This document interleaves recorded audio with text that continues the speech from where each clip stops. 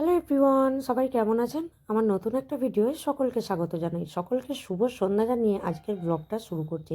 হ্যাঁ বন্ধুরা, বিকাল থেকেই মনটা একদম ভালো ছিল না, তাই ভাবছিলাম ধুর কিছু বানাবো না, রাতের বেলা মুড়ি টুড়ি দিয়ে চালিয়ে নেবো। তাই ভাবতে ভাবতে না, তারপর ময়দার চিকচিকিটা টেবিল থেকে নিয়ে সোজা চলে এলাম রান্নাঘরে। বাঙালি মানুষ ভাত রুটি ছাড়া আর কি আর চলে বলুন? দুপুরে ভাত আর রাতে রুটি না হলে যেন বাঙালির খাওয়াটাই অসম্পূর্ণ থেকে যায়।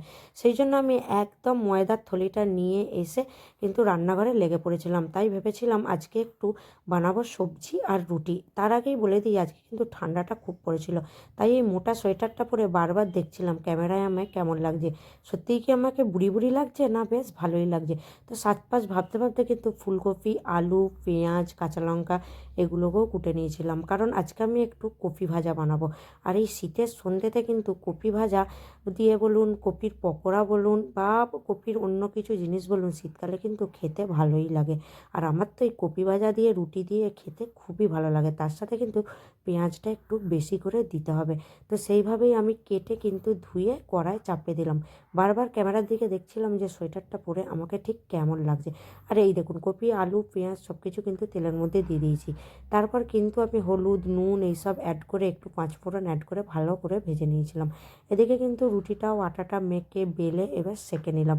আমি কিন্তু আজকে ময়দার রুটি বানিয়েছিলাম, কারণ এই শীতকালে বেশ ময়দার রুটিগুলো খেতে খুবই ভালো লাগে। জানি ময়দার তেমন একটা কোনো উপকার হয় না, তবুও ওই শখের বশে ময়দার রুটি বেশ সাদা সাদা খেতে খুব ভালো লাগে।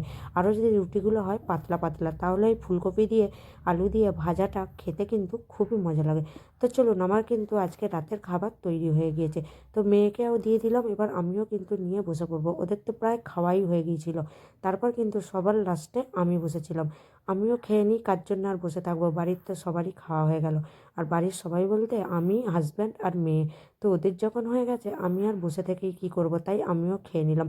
আর ওরা তো যত রাত বাড়বে ওদের অত্যাচারের শেষ নেই। আর এই দেখুন না, একজন টেবিলে উঠে বসে আছে। তো চলুন, আজকে সন্ধ্যের এই ভিডিওটা আপনাদের কেমন লাগলো আপনারা কিন্তু অবশ্যই কমেন্ট করে জানাতে বলবেন না। আর ভালো লাগলে অবশ্যই কিন্তু একটা লাইক করে দেবেন। ততক্ষণের জন্য টাটা সবাইকে।